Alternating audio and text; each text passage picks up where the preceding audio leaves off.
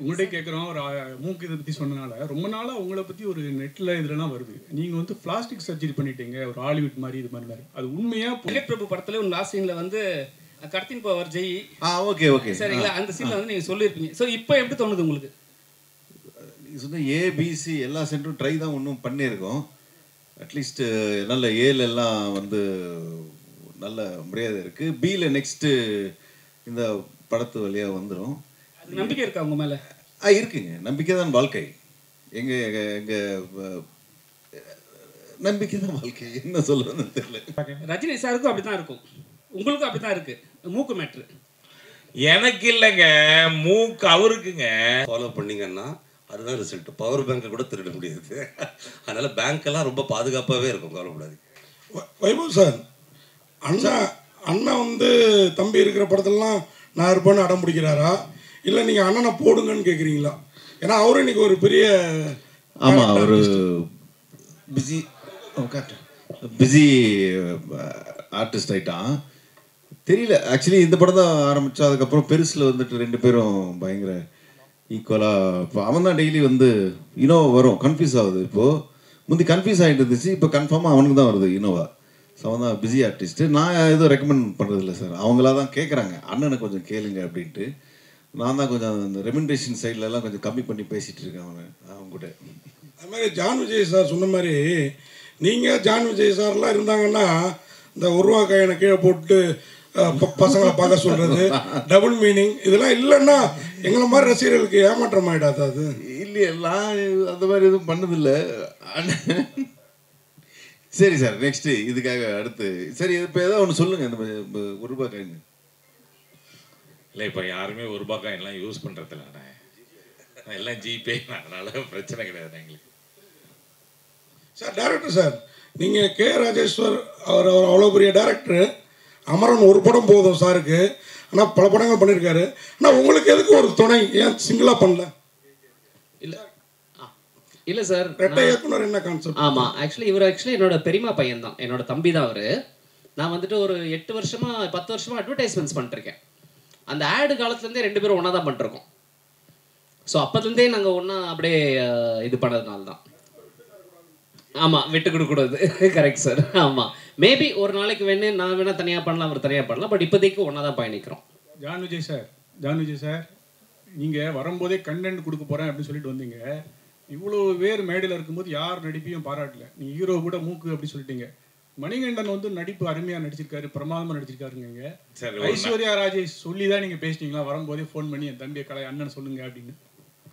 இல்லை சார், ஒரு நல்ல நடிகனுக்கு ஒரு நடிகனை பார்த்தா உடனே ஐடென்டிஃபை பண்ணுறது ஈஸியாக ஐடென்டிஃபை பண்ணிடலாம் சார்.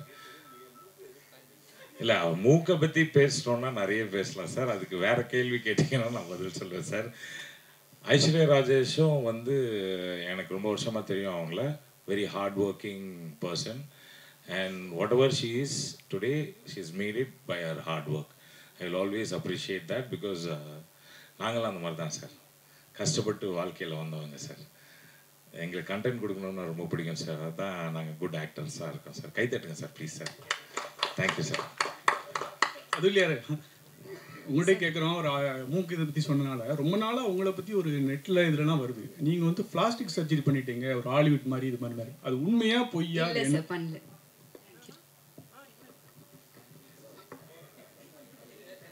பண்ணல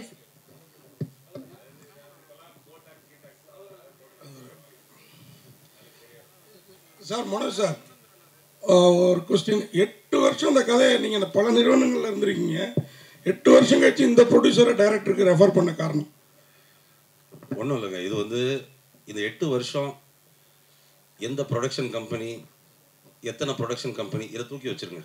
ஓகே, நீங்கள் ஒரு நல்ல புத்தகத்தை படிச்சிங்கன்னா உங்களுக்கு வந்து அந்த புத்தகம் வந்து உங்களோட உங்கள் லைஃப்பில் சேர்ந்து ட்ராவல் ஆகும். கரெக்டாக? ஓகே, இந்த புத்தகத்தை நான் படிச்சிருக்கேன், இது நல்லா இருக்குன்னு நீங்கள் நினைப்பீங்க. கரெக்டாக? நான் இந்த படத்துடைய பவுண்ட் ஸ்கிரிப்டை முன்னாடியே படித்தேன்.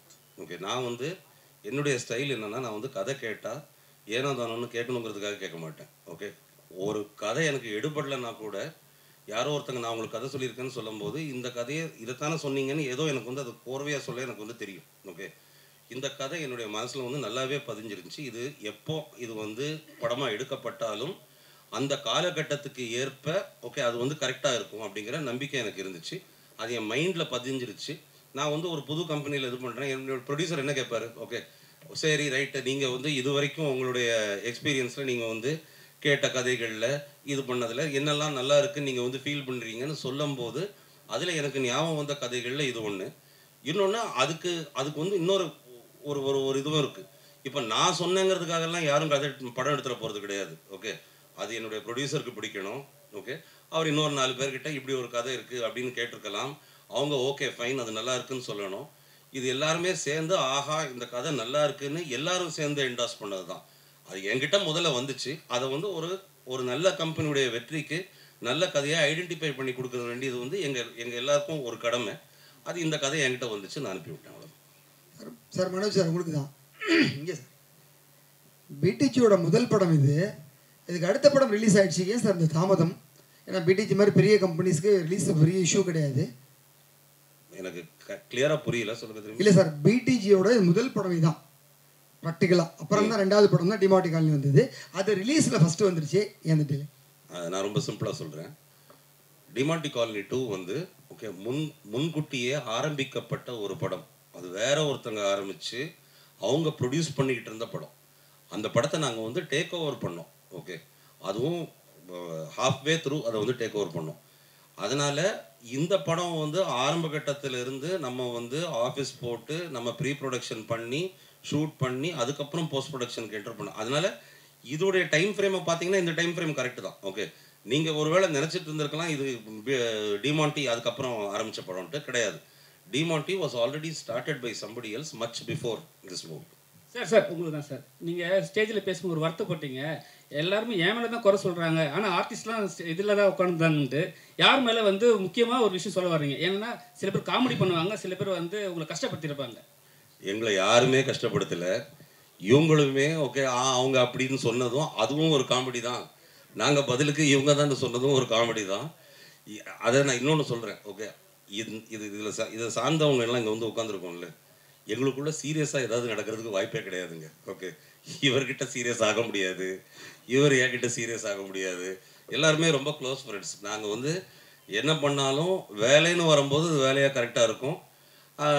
ஃபன்னி இப்போ இவங்கெல்லாம் வந்து இப்போ வந்து ப்ரொடியூசரை மீட் பண்ணும்போதும் அது செட்டில் இருக்கும்போது ஒன்று, மற்ற நேரத்தில் பார்க்கும்போது இவங்க ப்ரொடியூசர் ஓகே எல்லாரும் பயங்கரமாக ஜெல்லாவாங்க, எல்லாரும் சேர்ந்து பயங்கரமாக ஜோக் அடித்து பேசிகிட்டு இருப்பாங்க.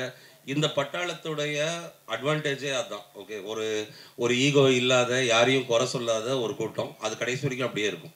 ஜான் சார், இதுக்கு நான் ஒன்று சொல்லிடுறேன் பிரதர். என்னன்னா இந்த ஹெட் மாஸ்டருக்கு கரெக்டாக தெரியும் நல்ல ஸ்டூடெண்ட் யாருன்னு. அவங்கள மட்டும் கூட வச்சு படம் எடுத்திருக்காரு. அதனால் அவர் என்ன சொன்னாலும் நாங்கள் செஞ்சு தான் ஆகணும். வெளியில் போய் ஹெட் மாஸ்டரை பற்றி கோவமாக பேசுகிறது, இந்த பாத்ரூமில் எழுதி வைக்கிறதுலாம் நாங்கள் எழுதி வைப்போம். இருந்தாலும் அவர் சொல்கிறத கேட்டு நாங்கள் கரெக்டாக பண்ண தான் நாங்கள் வாழ்க்கையில் முன்னேற முடியும். நல்ல ப்ரொடியூசர், எங்களுக்கு ரொம்ப சந்தோஷம் அவரோட நாங்கள் ஒர்க் பண்ணுறதுல. சார் அந்த மூக்கு மேட்ரு சொன்னீங்க. தமிழ் இண்டஸ்ட்ரியில் பார்த்தீங்கன்னா ரஜினி சாருக்கும் அது மாதிரி தான் இருக்கும். நம்ம நீங்கள் சொன்னீங்க தெரியுங்களா, அவங்களுக்கும் இவருக்கும். ஏன் வந்து நாசர் சார் சொன்னீங்க, கம்பேக் ரஜினி சாருக்கும் அப்படி தான் இருக்கும், உங்களுக்கும் அப்படி தான் இருக்குது மூக்கு மேட்ரு. எனக்கு இல்லைங்க, மூக்கு அவருக்குங்க. அவருக்கும் நான் சொல்கிறேன், உங்களுக்கும் அப்படி தான் இருக்குது. இல்லை என் மூக்கு அவர் மூக்கு கம்பேர் பண்ணும்போது என் மூக்குலாம் யூஸே பண்ண முடியாது. நிறையவே ட்ரை பண்ணி பார்த்துருக்கேன். அவர்கிட்ட கேட்டு பாருங்க. நடிப்புக்கு டேரக்டர் சார், சார் நீங்கள் ஏதாவது டேரக்டர்கிட்ட ஒர்க் பண்ணியிருக்கீங்களா? நீங்கள் பேசும்போது நைட்டாக கண்ணு மூடி பார்த்தா நான் மிஸ்கின் சார் வாய்ஸ் வருது சொல்லியிருக்காங்களா? இல்லை, யாரும் சொன்னதில்லை. அது ஆக்சுவலி இது வரைக்கும் சொன்னதே கிடையாது. நான் பேசுறது பார்த்தா மிஸ்கின் சார் மாதிரி இருக்குது அப்படின்னாங்க. இல்லை சார், அது யாரும் சொன்னது கிடையாது. பட் நான் யார்கிட்டையும் டைரக்டராக ஒர்க் பண்ணது கிடையாது. நான் ஒரு அசிஸ்டன்ட் கேமராமேனாக இருந்திருக்கேன் மேக்ஸிமம்.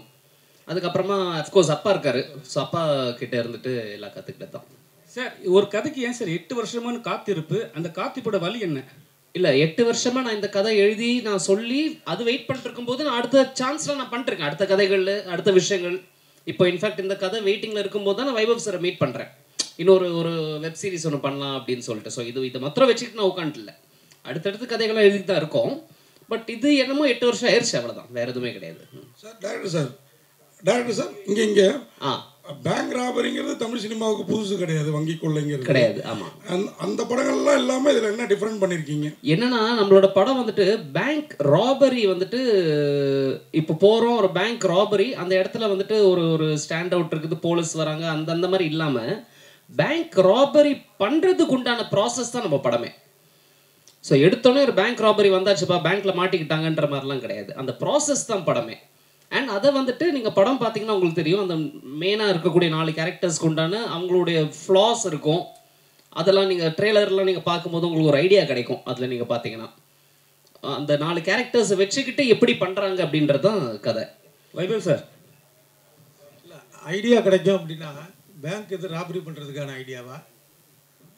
ஐடியா கிடைக்கும்னு சொல்கிறாரு, பேங்க் எது ராபரி பண்ணுறதுக்கான ஐடியாவா? நம்ம இவர் டைரக்டர் சார்கிட்ட கேட்குறேன். என்ன சார் பேங்க் ராபரி பற்றி சொன்னீங்க, ரொம்ப சுவாரஸ்யமாக இருந்தது. ஆமாம் சார், இதை பார்த்தாலே ஐடியாலாம் கிடைக்கும் அப்படின்னீங்க. ஒருவேளை வந்து ராபரி பண்ணுறதுக்கான ஐடியாக்கள்லாம் கிடைக்கிற அளவுக்கு இருக்குமா? இருக்காது சார், அந்த மாதிரிலாம் எதுவுமே இருக்காது, கண்டிப்பாக இருக்காது. இருக்குங்க கட்டாயமாக. படமே அது எப்படி ஐடியா இல்லாமல் பேங்க்கை ராப் பண்ண முடியும் சொல்லுங்கள்.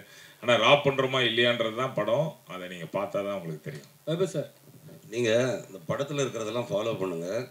வைபவ் வந்து ஒரு கமெண்ட் விடுவார், அந்த ட்ரெய்லர்லேயே நீங்கள் வந்து பார்த்துருப்பீங்க, உங்களை வச்சுக்கிட்டு ஒரு பவர் பேங்கை கூட திருட முடியாதுன்ட்டு. ஸோ இந்த படத்தில் இருக்கிற ஐடியாஸ் எல்லாம் ஃபாலோ பண்ணிங்கன்னா அதுதான் ரிசல்ட். பவர் பேங்கை கூட திருட முடியாது. அதனால் பேங்க்கெல்லாம் ரொம்ப பாதுகாப்பாகவே இருக்கும், கவலைப்படாது. சார் வைபவ் சார், எப்பவுமே உங்களோட இது வந்து ஏபிசி சென்டர், உங்களுக்கு எது பிடிச்ச சென்டர்? ஏன்னா நீங்கள் வந்து படம் சொல்லும் போது சில விஷயம் சொல்லியிருக்கீங்க, எனக்கு வந்து பி சென்டர் தானே நான் அடிச்சு காலி பண்ணிட்டு போவேன்ட்டு. ஆமாம், அந்த ஒரு படத்துலேயே சொல்லியிருக்கீங்க. வெங்கட் பிரபு படத்துல ஒரு லாஸ்ட் சீன்ல வந்து கடத்தின் போவார் ஜெய். ஓகே சரிங்களா, அந்த சீன்ல வந்து நீங்க சொல்லியிருப்பீங்க. ஸோ இப்போ எப்படி தோணுது உங்களுக்கு? சொன்ன ஏபிசி எல்லா சென்டரும் ட்ரை தான் ஒன்றும் பண்ணியிருக்கோம். அட்லீஸ்ட் நல்ல ஏல எல்லாம் வந்து நல்ல மரியாதை இருக்கு. பியில் நெக்ஸ்ட்டு இந்த படத்து வழியாக வந்துடும். நம்பிக்கை இருக்கா உங்க மேலே? இருக்குங்க, நம்பிக்கை தான் வாழ்க்கை. எங்க நம்பிக்கை தான் வாழ்க்கை, என்ன சொல்றதுன்னு தெரியல. வைபவ் சார், நீங்கள் நல்லா சுரங்கம் தோணுனீங்க, ஆனால் அண்ணன் தண்ணி அடிச்சுட்டே ஜாலி பண்ணிட்டு இருந்தார். என்ன அவருக்கு சேர்த்து நீங்கள் தோணுனீங்களா சுரங்கத்தை? ஆமாம், அவனுக்கு சேர்ந்து பண்ண இந்த படத்தில் பார்த்தீங்கன்னா சென்னை சிட்டி கேங்ஸ்டர்ஸில் வந்து அவன் அப்படி தான் இருப்பான் லைட்டாக எப்பயுமே. அவன் பேர் எது இருக்கு, என்னது குடிக்குமார் அப்படின்ட்டு நல்லா பண்ணியிருப்பான், நல்ல ஆக்டர் ஆகிட்டான். அதாவது பெருமையான விஷயம். ஜென்ரலாக அண்ணன் சினிமாவுக்கு வந்து அதுக்கப்புறம் தான் வந்து தம்பி வர்றது அந்த மாதிரி இருக்குல்ல. இப்போ தம்பி வந்து அண்ணன் வரான் சினிமாவுக்கு, அவன் டெய்லி ஷூட்டிங் போகிறான்னு நினைக்கும் போது எனக்கு ரொம்ப பெருமையாக இருக்குது. சார், நீங்கள் நடிச்சு நிறைய படங்கள் வந்து உங்களை நீங்கள் கதை கேட்டிருப்பீங்க, ஆனால் கை நடுங்கி போயிருக்கணும். சில படங்கள் நடிச்சிருந்தா நல்லா இருக்குன்னு சொல்லிட்டு எந்த படம் சார் நினைக்கிறீங்க? நீங்கள் சூஸ் பண்ண படத்தில் ஏதாவது படம் வந்து கை நடுங்கி போயிருக்கும், நீங்கள் நடிச்சிருந்தா இந்த படம் நடிச்சிருந்தா இன்னும் பெரிய லெவலில் இருந்திருக்கும் அந்த படம், எந்த படம் நினைக்கிறீங்க? அந்த லிஸ்ட்டு நம்ம தனியாக ஒரு 1 hour இன்டர்வியூ வச்சுக்கலாம். சென்னை சிட்டி கேங்ஸ்டர்னு படம், இதுவும் பேங்கு கொள்ளையடிக்க படம். இதே மாதிரி கேங்கர்ஸ்னு ஒரு படம் வந்தது, வடிவேலில் நடித்த படம், அதுவும் இந்த மாதிரி கொள்ளையடிக்க படம். சுந்தர்சி சார் படம். சுந்தர்சி படம். அந்த படம் பார்க்கும்போது என்ன நினச்சிங்க? இல்லை, அது டோட்டலாக வேறு ஜானர். அது வந்து வில்லேஜ் அந்த சைடில் இருக்கும். அவர் ஸ்டைலில் வடிவேல் சார் அவர் கலக்கியிருப்பாங்க. இது எல்லாரும் சேர்ந்து ஒரு சிட்டியில் ஒரு சின்ன ராபரின்றது டோட்டலாக அது வேறு, இது வேறு ஜானர்ஸு. நல்ல ஃபன் ஃபில்டாக இருக்கும் இந்த படம், Chennai city gangsters. Thank you so much. Photographer's first.